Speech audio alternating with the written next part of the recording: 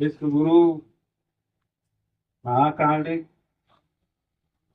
जगत प्रिया के जानकार तथागत सम्यक संबुद्ध भगवान बुद्ध के गुणों की वंदना करते हुए उन्हें नमन करता हूँ।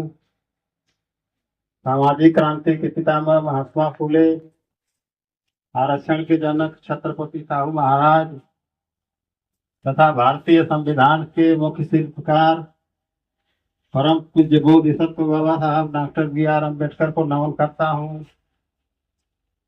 तथा जिन्होंने बहुजन आंदोलन को जन आंदोलन बनाया तथा जन आंदोलन में परिवर्तित करके पूरे देश के कोने कोने तक आंदोलन चलाया, जिनके मार्गदर्शन में ईमानदार, प्रशिक्षित तथा मिशनरी कार्यकर्ता तैयार हुए,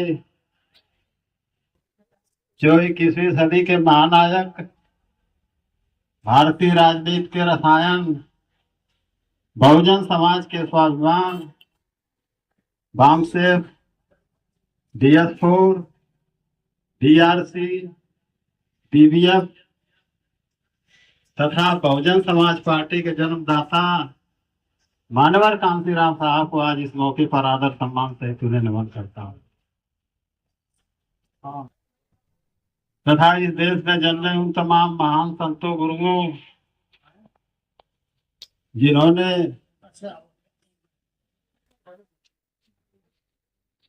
बहुजन समाज के हक अधिकार के लिए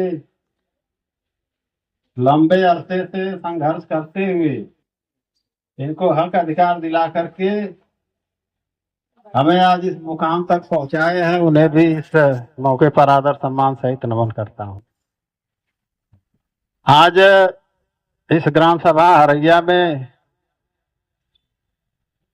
the Buddhist society of India तथा माता सावित्रीबाई फुले के संयुक्त तत्वाधान में आरक्षण दिवस का कार्यक्रम में मुझे जो बोलने का अवसर आप लोगों ने दिया है, अपनी बात रखने का अवसर दिया है, इनके समस्त पदाधिकारी छोटे बड़े उन सारे लोगों को मैं एक सिरे से बहुत बहुत धन्यवाद, बहुत बहुत आभार, बहुत बहुत साधुवाद करता हूं। साथियों, अभी इतिहास में बहुत कुछ दबा छिपा हुआ है।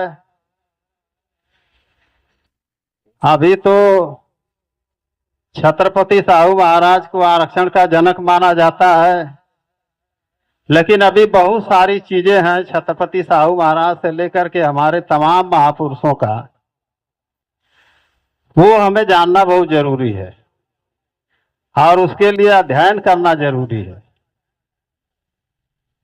ये छत्रपति साहू महाराज केवल आरक्षण के जनक ही नहीं थे, बल्कि इन्होंने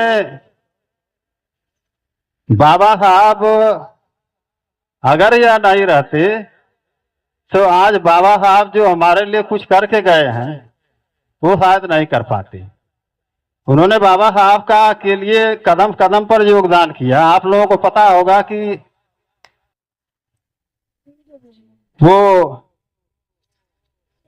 सियाजी राय गायकवाड़ वह भी एक रियासत के राजा थे, तो बच्चे, चलिए बच्चे नहीं सुनते हैं, समझदार लोग समझेंगे। तो अभी तो बच्चे हैं, चलिए ठीक है, बड़े हो जाएंगे समझे। तो उन्होंने छात्रवृत्ति दे करके, जैसे आजकल हमारे बच्चों को वजीफा मिलता है तो वजीफा तो सरकार वापिस नहीं करती है, लेकिन सियाजी राय गायकवाड़ ने जो बाबा साहब को छात्रवृत्ति दिया था उसमें एक करार हुई थी, एक लिखा पड़ी हुई थी कि आप इस रियासत के पैसे से जो शिक्षा हासिल करेंगे और शिक्षा हासिल करके जब वापिस आप आएंगे तो आपको हमारी रियासत में 10 साल नौकरी करना होगा। तो करार के मुताबिक बाबा साहब आए, नौकरी ज्वाइन किए, मिलिट्री सेक्रेटरी का बहुत बड़ा पद उनको मिला था, लेकिन उनको तमाम सारी सामाजिक कुरीतियां की वजह से वो नौकरी नहीं कर पाए। फिर महाराजा के यहाँ जाकर के उन्होंने निवेदन किया कि मुझे रहने के लिए कोई स्थान नहीं मिल रहा, कोई आवास नहीं मिल रहा है, आप मुझे राजकीय आवास दीजिए ताकि मैं रह सकूं। तो उन्होंने देने से मना कर दिया, और इसलिए उनका नाम जो लोग जल्दी नहीं लेते हैं।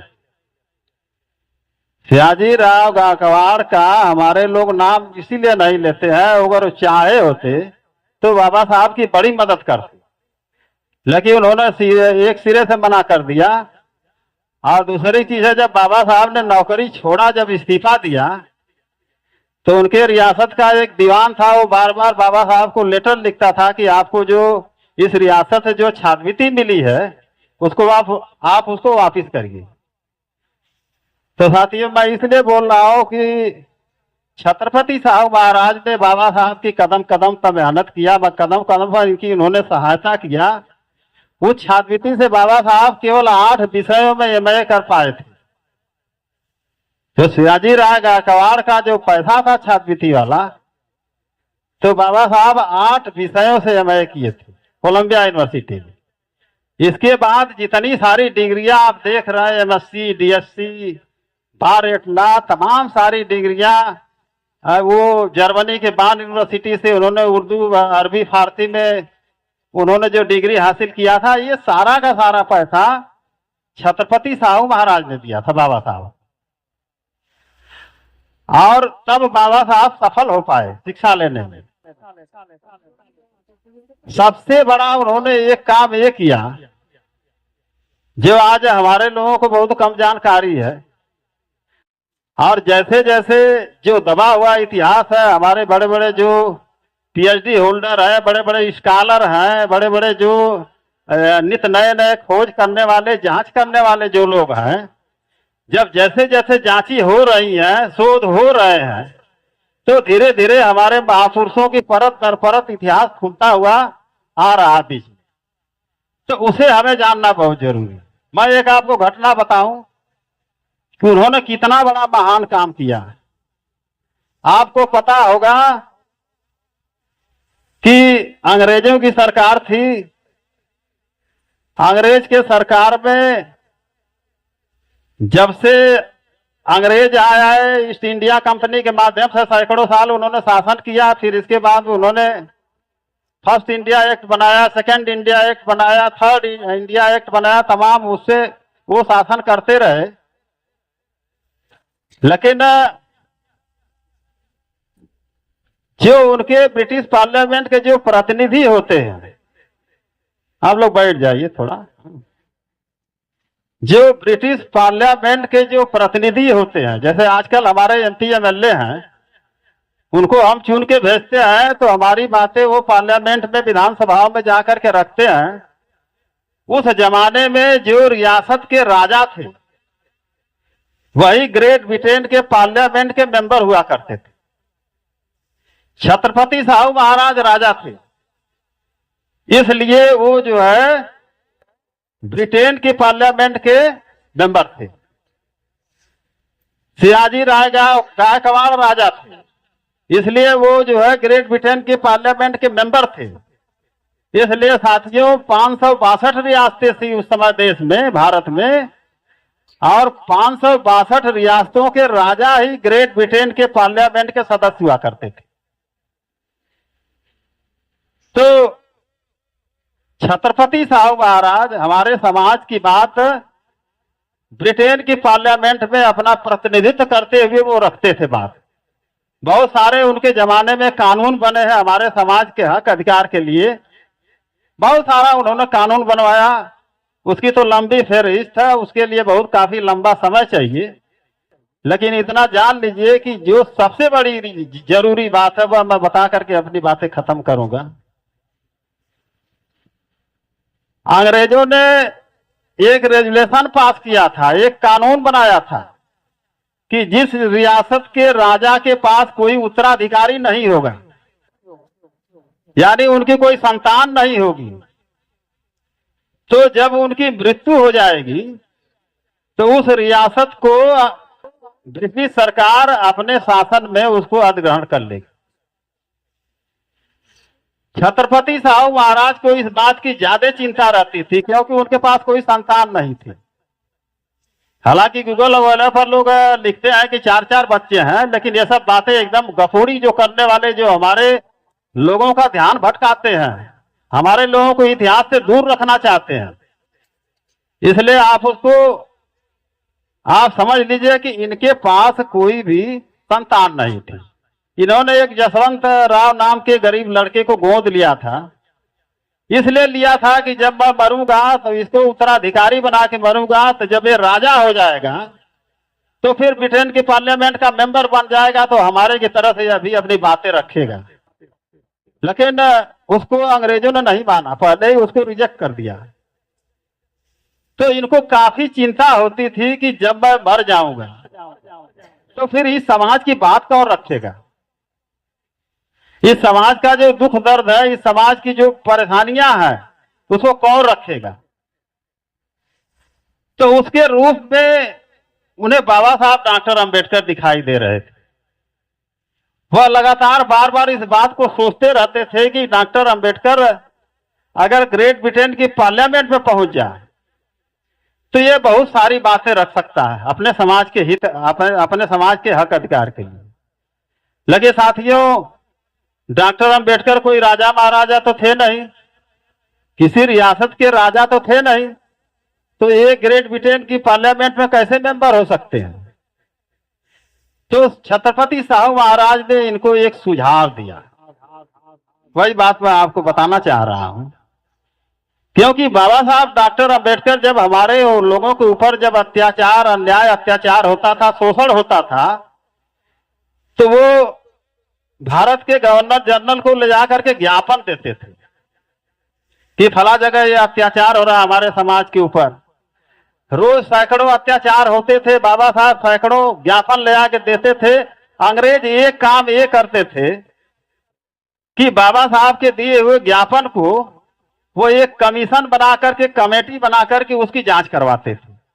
अंग्रेजों के अंदर इतनी ईमानदारी थी। तो बाबा साहब जब उस कमीशन की जब जांचें होती थी तो गांधी और कांग्रेस के लोग, यह लोग जाकर के गवर्नर जनरल के सामने उपस्थित होकर के यह बोलते थे कि ए बेटा, अगर नहीं सुनना है तो धीरे धीरे निकल लो, नहीं समझ में आता है, नहीं तो चुपचाप शांत रहो, 10 मिनट और शांत हो जाओ। तो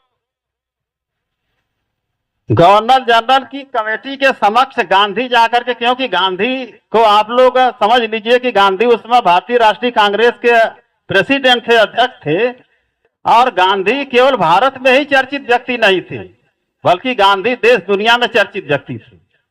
तो गांधी जाकर के कांग्रेस की तरफ से गवर्नर जनरल को यह कहते थे कि साहब, पूरे भारत में दलित समाज का नेतृत्व तो कांग्रेस करती है, ये अंबेडकर आपको बरगला रहा है, ऐसा कोई अन्याय अत्याचार नहीं हो रहे हैं, डॉक्टर अंबेडकर आपको बरगला रहा है। तो आपको पता होना चाहिए कि जो चर्चित व्यक्ति होता है वह दबी जबान में भी बोलता है तो उसकी आवाज ऊंची होती है। अंग्रेजों को यह लगा कि ये गांधी जी ये तो भारतीय राष्ट्रीय कांग्रेस के प्रेसिडेंट हैं, और दूसरी बात ये महात्मा के नाम से चर्चित है, इनको महात्मा बोला जाता है। तो अंग्रेज उनकी बात को मान जाते थे, बाबा साहब की बात को नकार देते थे। तो ऐसे बहुत हमारे अन्याय अत्याचार नहीं रुक पाते थे। तो ये छत्रपति साहू महाराज को जा करके बोलते थे बाबा साहब कि बताइए महाराजा, मैं क्या करूं, मेरी बात तो वहां सुनी नहीं जाती है। तो उनको कहा कि देखो, इस बात की मुझे लगातार चिंता हो रही है, क्योंकि मैं ज्यादा दिन तक जिंदा रहने वाला नहीं हूं। यह घटना आप समझ लीजिए कि 21 और 22 के करीब की घटना है। 1922 के बाद छत्रपति साहू जी महाराज का वो निधन हो गया, डेथ हो गई उनकी। तो वो बोलते थे कि मैं भी यही सोच रहा हूं कि जब मैं नहीं रहूंगा तो ये 562 रियासतों के जो राजा हैं, सारे लोग तो ऐसे है नहीं, बहुत लोग आधी अधूरी जानकारी देते हैं। मुझे इस बात की लगातार चिंता हो रही है कि मैं क्या करूं उस पर। तो छत्रपति साहू महाराज ने एक उनको सलाह दिया। क्या सलाह थी? उसी को बेस बना करके जो ये आवेदन करते थे गवर्नर जनरल के यहाँ, छत्रपति साहू महाराज ने उसी को बेस बनाया और कहा कि आप पीने के पानी वाला आंदोलन चलाओ और मंदिर प्रवेश का आंदोलन चलाओ। जब भी हम लोग ये सुनते थे कि बाबा साहब ने आंदोलन चलाया था, ठीक है, बाबा साहब ने आंदोलन चलाया था, लेकिन इसके पीछे छत्रपति साहू महाराज का बहुत बड़ा हाथ था, बहुत बड़ा योगदान था, नहीं तो बाबा साहब इसमें सफल नहीं होते। तो आपको पता है कि महार जल सत्याग्रह शुरू हुआ। महार जल सत्याग्रह शुरू हुआ। देश के कोने कोने से हमारे समाज के लोग बैलगाड़ियों पर बैठ बैठ करके वहां महीनों पहले अपना मध्य प्रदेश, राजस्थान, कहां कहां से लोग जाते थे, तो वहां महीनों से लोग जाना शुरू किए, तैयारी शुरू किए, क्योंकि बैलगाड़ी के अलावा कोई दूसरा साधन नहीं था। एक घटना उसमें और है, मानवर कांसीराम साहब के साथ में जो बहुजन आंदोलन की चिंगारी लगाने वाले, जिनका नाम है दीना भाना। दीना भाना की उम्र उस समय 11 साल की थी। दीना भाना के माता पिता एक छोटी सी बैलगाड़ी लेकर के जाने की तैयारी कर रहे थे, तो दीना भाना कहे कि भाई मैं भी चलूंगा। तो उन लोगों ने कहा कि भाई तुम छोटे हो, बड़ी लंबी दूरी है, बड़ी समस्या होगी, आप मत जाओ। लेकिन दीना भाना जिद कर गए। जैसे हमारे घर का छोटा बच्चा अगर माँ बाप के सामने जिद कर देगा तो भाई तो मजबूरी होती है। तो वहां उसको लिवा गए। शांतिपूर्ण ढंग से आंदोलन चला, लोगों ने पानी पिया। फिर शाम को वो अपना कुछ खाना पीना खा करके निकलने ही वाले थे कि वो जो मनुवादी ब्राह्मणवादी समाज के लोग हैं, जो जातिवादी समाज के लोग हैं, लाठी डंडा से लैस होकर के तो लगे लोगों को मारना पीटना शुरू कर दिए। तो उसमें दीना भाना के माता पिताजी की जो गाड़ी थी, बैलगाड़ी थी, उसको उलट दी और उसमें दीना भाना के पिताजी की कमर दब गई। तो दीना भाना जी यह घटना मानवर कांसीराम साहब को बताते, जब मानवर कांसीराम साहब ने उनसे यह सवाल किया कि भाई मैं तो इतना पढ़ा लिखा व्यक्ति हूं, मैं डॉक्टर अंबेडकर के बारे में नहीं जान पाया, तू इतना कम पढ़ा लिखा होकर के इनके बारे में कैसे इतना जान गए?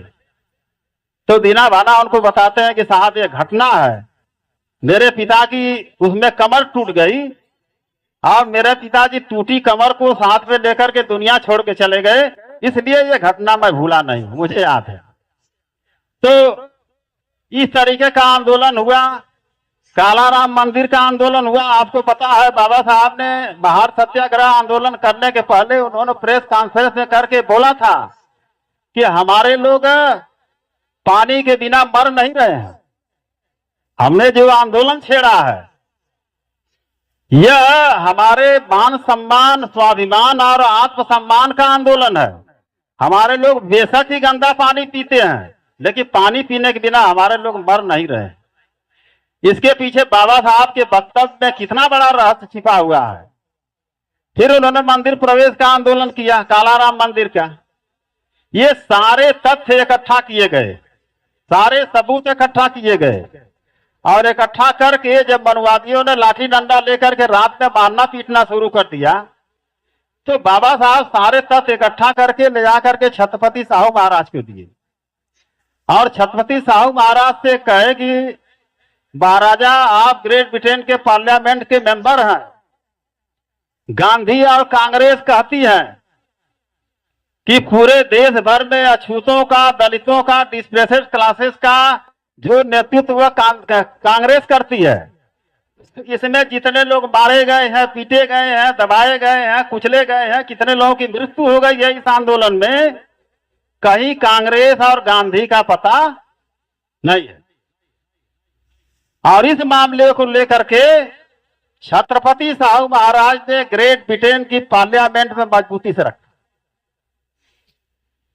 कि अगर गांधी और कांग्रेस पूरे देश में अछूतों का प्रतिनिधित्व करती है तो वहां जो महार सत्याग्रह आंदोलन में, कालाराम मंदिर आंदोलन में जो अछूत और गरीब समाज के लोग जो पीटे जा रहे हैं, मारे जा रहे हैं, तो इसमें गांधी कांग्रेस का तो कहीं कोई अता पता नहीं है। तब अंग्रेजों को समझ में आया, वहां जो बैठे हुए अधिकारी थे, वहां के जो पार्लियामेंट में जो जिम्मेदार अफसर थे, तो सारे लोगों ने उनको कहा कि भाई ये तो बातें बिल्कुल सही है। तो फिर अंग्रेजों ने अपने संविधान में संशोधन करके पहली बार छत्रपति साहू महाराज के बहस पर, इनके मांग पर ब्रिटेन की पार्लियामेंट ने अपने संविधान में संशोधन करके, जहां राजा महाराजा ग्रेट ब्रिटेन के पार्लियामेंट के मेंबर होते थे, अंग्रेजों ने अपने संविधान में संशोधन करके भारत के 2 अछूतों को, देश की, भारत के हजारों साल के इतिहास में 2 अछूतों को अपने समाज का प्रतिनिधित्व करने के लिए प्रतिनिधि बनाने का मौका मिला। उसमें 2 लोग कौन कौन थे? पहले थे बाबा साहब डॉक्टर B.R. अम्बेडकर और दूसरे थे दीवान बहादुर R. श्रीनिवासन। ये 2 लोग थे।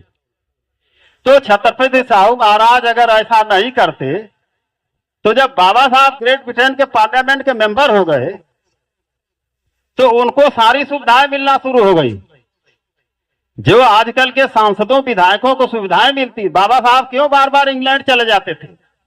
बाबा साहब महीने में 3 बार 4 बार इंग्लैंड जाते थे, ब्रिटिश पार्लियामेंट में जाते थे, क्योंकि बाबा साहब ग्रेट ब्रिटेन की पार्लियामेंट के सिलेक्टेड रिप्रेजेंटेटिव हो चुके थे, एक सांसद की हैसियत उनकी हो चुकी थी।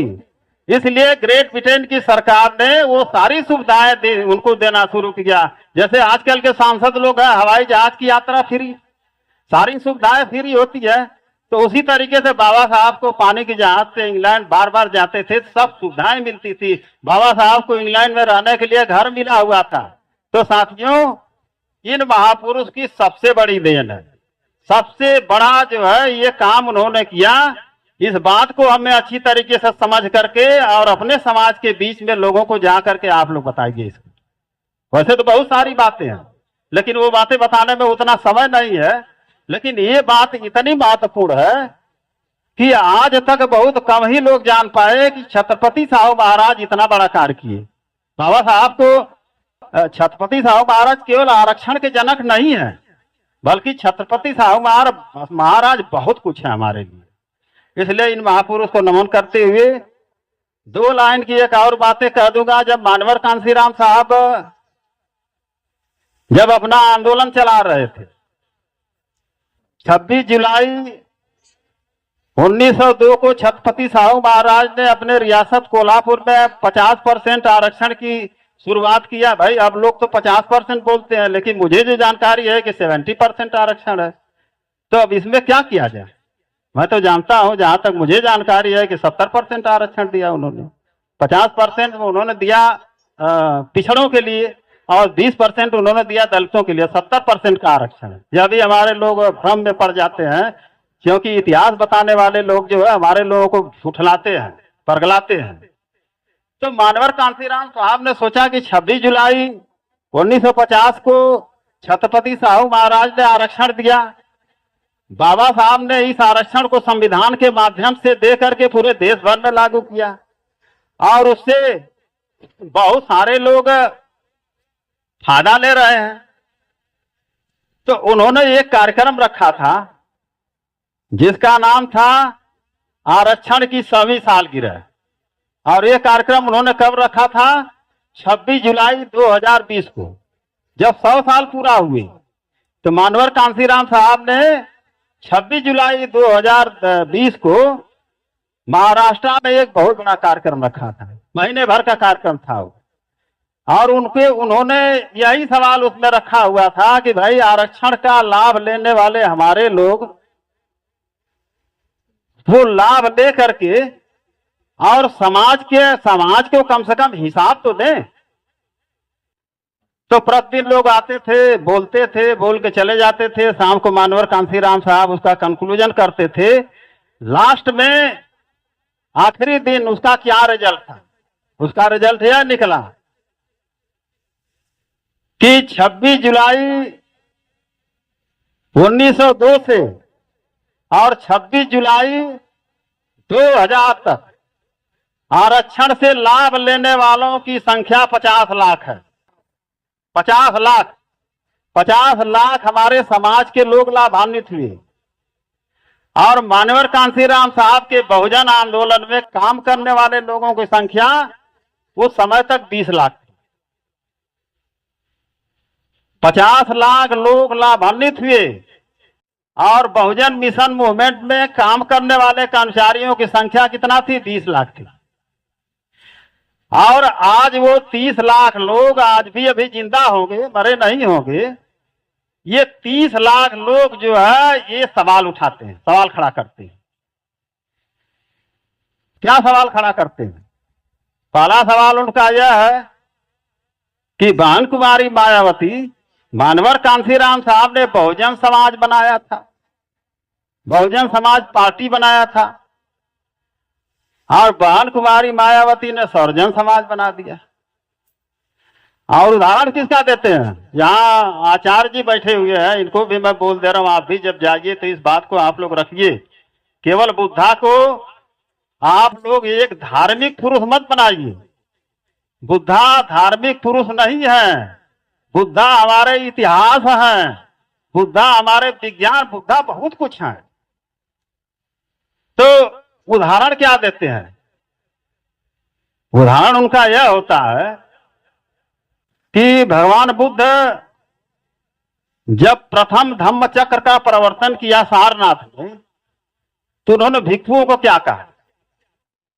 भिक्षुओं को यही उन्होंने बोला कि चरक भिक्षवे चारिकंग, यही है ना, चारिकंग, चरक भिक्षवे चारिकंग, बहुजन हिताय बहुजन सुखाय लोकानुकंपा, जो भी होगा कि भाई आप चरिका करो, घूमो, एक जगह मत रहो।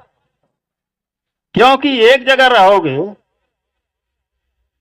तो जिस स्थान पर आप रहोगे आपको उस स्थान विशेष से मोह हो जाएगा।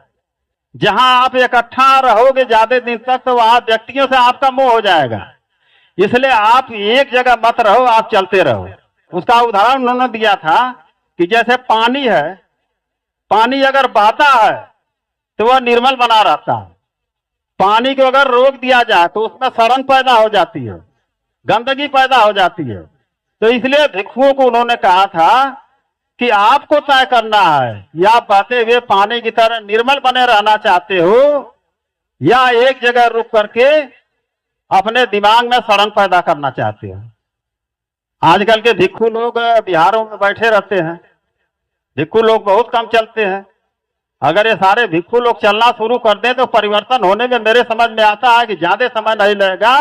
भिक्षु किसी गांव में चले जाएं, हमारे समाज के लोग इनका आदर सम्मान, इतना मान सम्मान करेंगे कि उनको कोई कमी नहीं होगी। लेकिन अब स्थिति यह है कि वो बिहारों से बाहर नहीं निकलना चाहते हैं। और ये बात बाबा साहब डॉक्टर अंबेडकर ने अपने समय में भी बोला था। तो कहते हैं कि भगवान बुद्ध ने कहा बहुजन हिताय बहुजन सुखाय, उसी को लेकर के मानवर कांसीराम साहब ने बहुजन समाज पार्टी बनाया। बहन जी आ गई तो उसका नाम बदल करके सर्वजन हिताय सर्वजन सुखाय कर दिया। तो मैं आप लोगों को बताना चाहता हूं कि बहुजन समाज पार्टी इन सारे महापुरुषों का आदर सम्मान करते हुए उनके विचारधारा पर चलने वाली पार्टी है। बुद्धा से लेकर के मानवर कांसीराम साहब बुद्धा से लेकर के 100 महापुरुषों का इतिहास बताते थे। अभी तो 2 4 10 का लोग जानते हैं ना, अभी 100 का इतिहास जानने में तो पता चलेगा कि बहुत ज्यादा दिन समय लग जाएगा। तो भगवान बुद्ध ने जरूर यह कहा था कि भाई बहुजन हिताय बहुजन सुखाय लोकानुकंपा।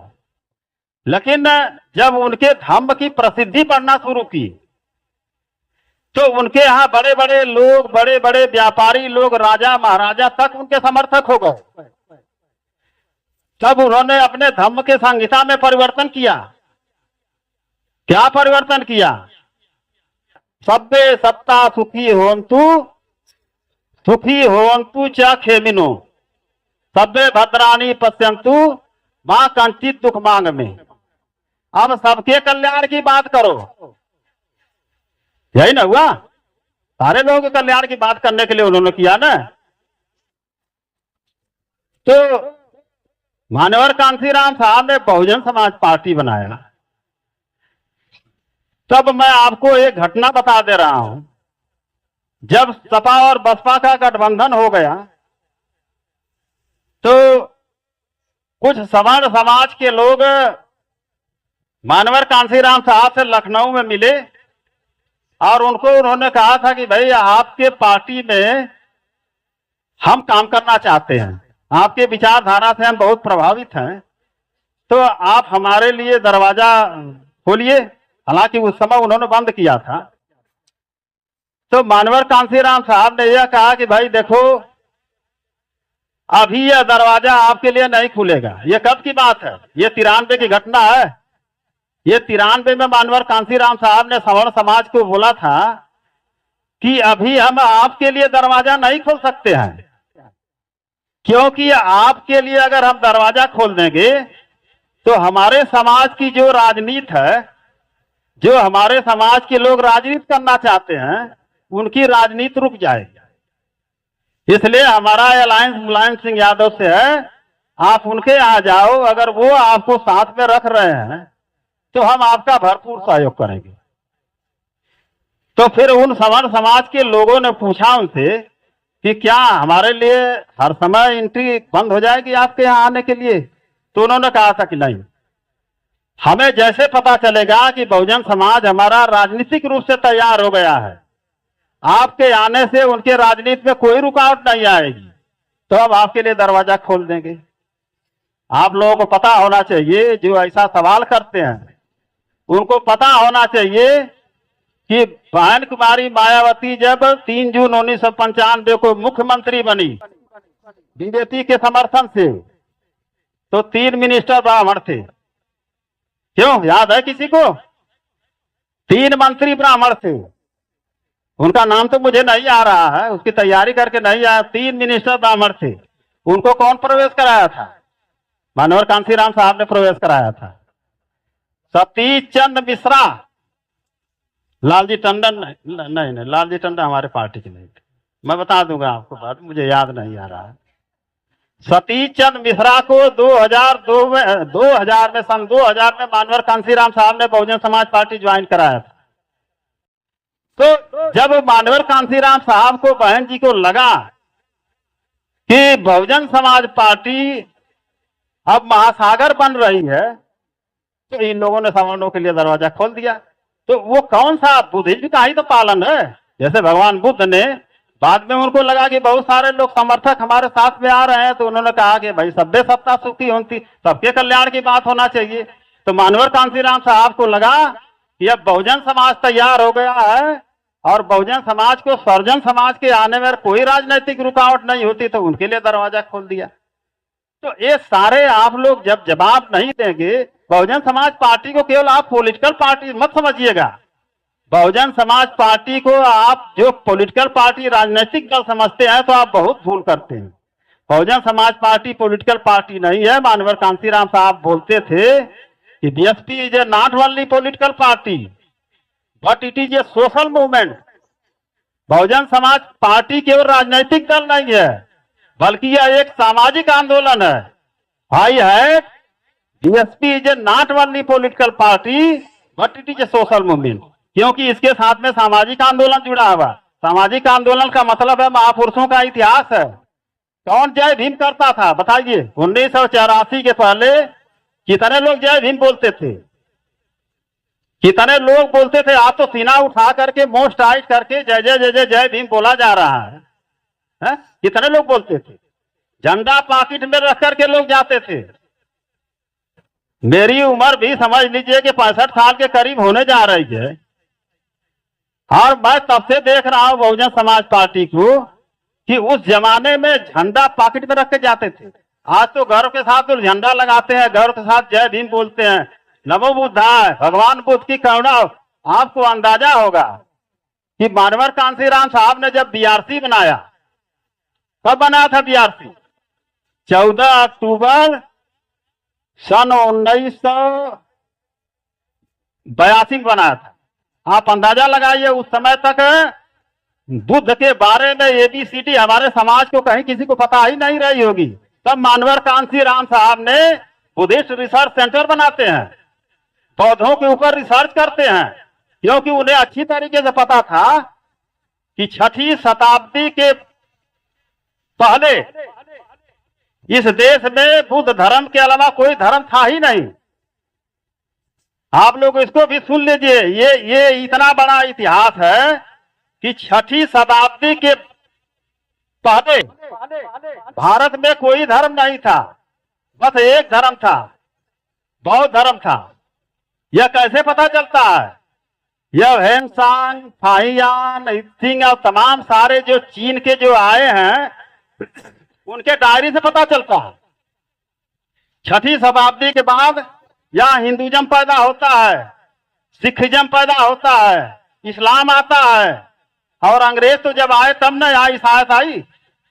तो इसलिए साथियों, हमारा इतिहास है, बहुत लंबा चौड़ा गहरा इतिहास है, उसे भी समझने के आप लोग प्रयास करिए, थोड़ा दिमाग लगाइए अध्ययन का। और थोड़े थोड़े जो जानकार लोग हैं उनको अपने घरों पर बुलाइए, समय दीजिए, उनकी बातें सुनिए, तभी आपको कुछ पता चलेगा। क्योंकि अब पढ़ने लिखने का समय किसी के पास नहीं है। मैं समझता हूं कि अब अध्ययन करने का समय नहीं किसी के पास है। जो अध्ययनशील व्यक्ति है, जो जानकार व्यक्ति हैं, उनकी बातों को तो सुना जा सकता है, लेकिन पढ़ना लिखना बहुत मुश्किल। तो इसलिए मैं अब बहुत काफी आपका समय तो बहुत काफी ले लिया।